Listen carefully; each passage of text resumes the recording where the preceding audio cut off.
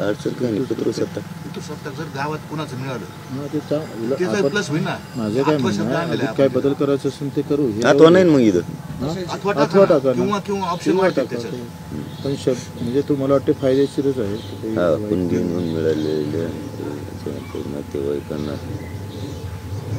म्हणजे गावात जरांगे नावाची जरी नोंद मिळाली कोणाची तरी ती सर्व उलट फायदे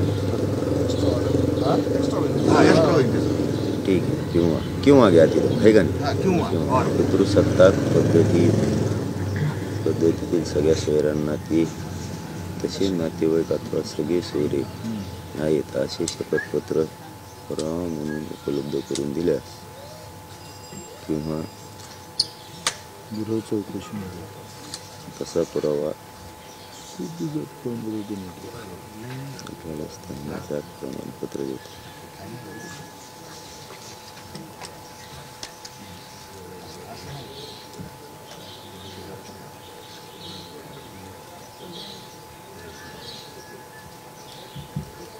गृह चौकशीत पुरावा कसा आढळणार.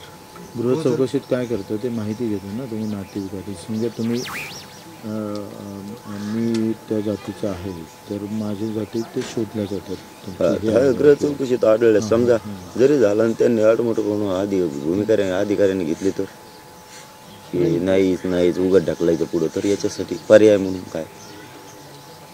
गृह चौकशीमध्ये तर आता ते अधिकाऱ्यावरच आहे ना. गृह चौकशीमध्ये आपण काही पुरावे आता तुम्ही समजा तुम्ही माझे नातेवाईक आहे तर मी तुम्हाला सांगणार का ते आमचे नातेवाईक आहे त्याचं शपथपत्र आपण घेऊन दिलं हे माझे नातेवाईकच आहेत ते त्याला देणेच आहे ना. गृह चौकशीमध्ये काय नातं गोतं पाहिलं जातं म्हणजे कमी शंका उपलब्ध केली तुमच्याजवळ उपस्थित केली की आढळल्यास म्हणल्याच्या नंतर ते नाही आढळलं मी म्हणू शकतो आढळून दे.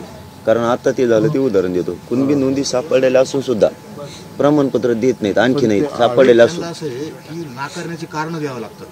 का नाकारलं आणि देण्याचं कारण द्यायचं तर एखादी भरती होऊन जाईल. समजून घ्या आता घ्यायचं 70-80 वर्षातून तर परिपूर्ण द्या आता अर्धवट देण्यापेक्षा.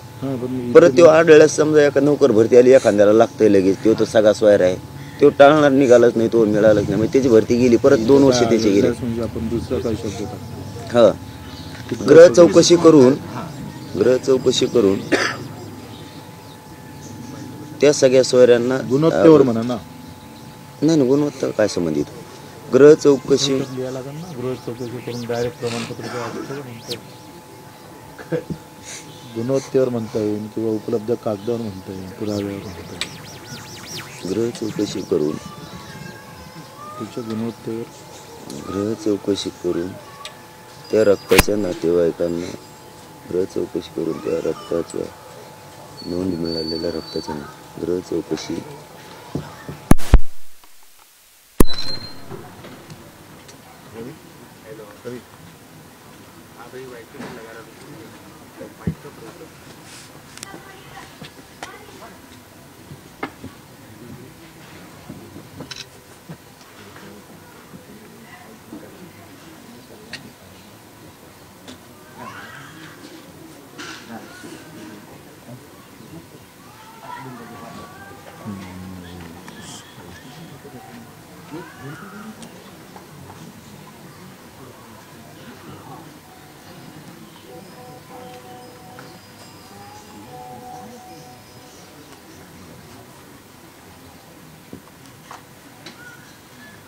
देण्यात घेतलं चालन का देत्याच्या ऐवजी जात प्रमाणपत्र देण्यात येईल देत्याच्या ऐवजी देण्यात येईल उलट सोयीचं आहे. देण्यात येईल देता येईल हे तेच आहे पण देण्यात येईल थोडं मजबूत आहे. आता असं घेतलं तर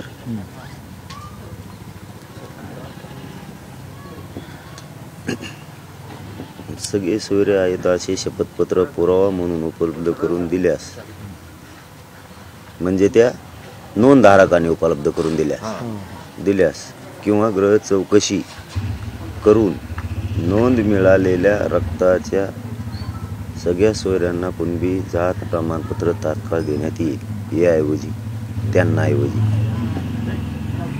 गृह चौकशी करून नोंद मिळालेल्या त्यांच्या बरोबर त्यांच्या रक्ताच्या सगळे शहरी सगळ्या सोयऱ्यांना कुणबी जात प्रमाणपत्र तात्काळ देता येईल. म्हणजे गृह चौकशी करून तात्काळ देता येईल. तात्काळ शब्द ह्यो कायद्याच्या कोशात घेता येतो. घेतलेला आहे इथून पाठीमाग खूप वेळेस. गृह चौकशी करून किंवा गृह चौकशी करून नोंद मिळालेल्या त्यांच्या